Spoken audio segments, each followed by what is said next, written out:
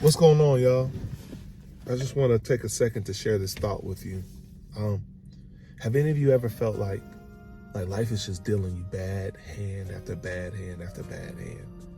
Like you just feel like you just losing at life. Me, that's how I felt, especially this year. And so I found myself praying and angry and crying out to God saying, what did I do? Surely I had to have done something to deserve this series of unfortunate events. You know what the response was? Nope. You didn't do anything. I said, but that doesn't make sense. Because, well, there was a memory verse that I learned as a kid. It said, the steps of a good man are ordered by the Lord.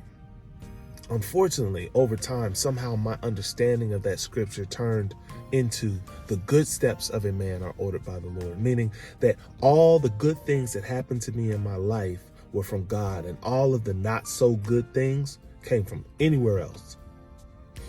But that's not what the scripture says.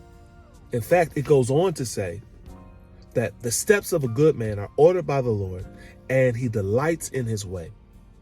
And though he may fall, he will not be utterly cast down, because the Lord will uphold him with his hand. Man,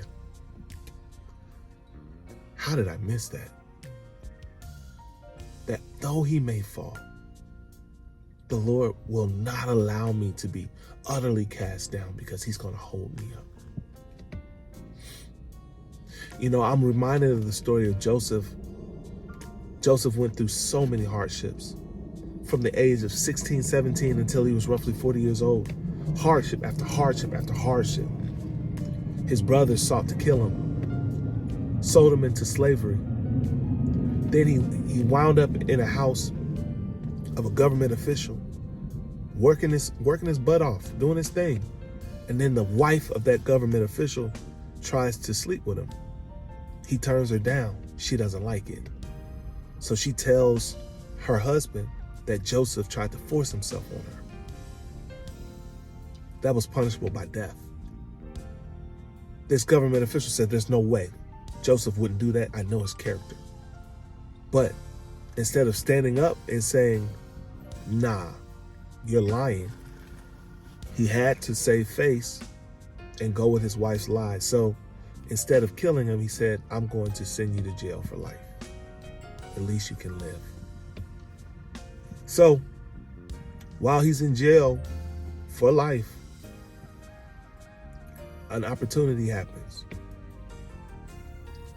A man is sent to jail from the palace, who has a dream. Joseph interprets the dream for him, letting him know, you're going back to the palace. He goes back to the palace one day. Pharaoh's having these dreams that no one can interpret.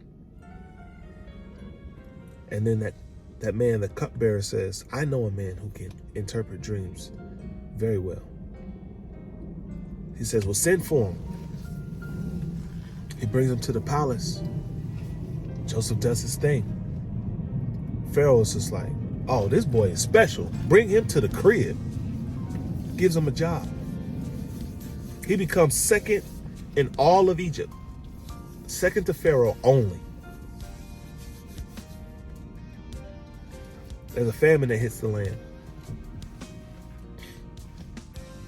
As a result, his family is being beat up by this famine. And as everyone in the area, they all come to Egypt saying, Egypt, help us out.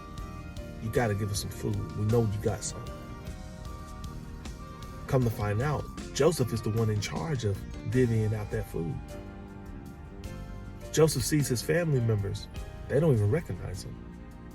They haven't seen him since he was 16, 17 years old. He's now 40 years old. He sees him, he says, Those are my brothers. The same brothers that tried to kill me.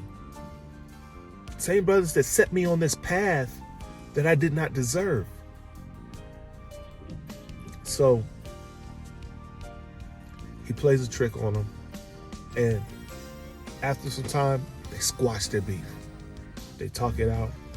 And he tells them, he says, you meant evil for me, but God meant that for good. The evil that you meant for me to experience, God meant that for my good so that I could save many lives.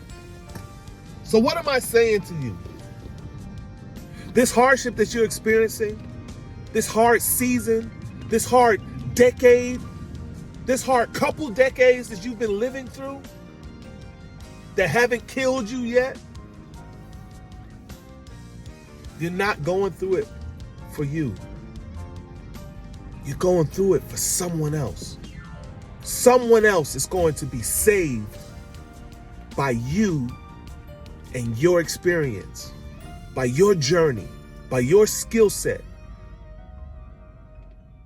The giftings that are inside of you are going to help somebody else's life. No, it was not meant to destroy you.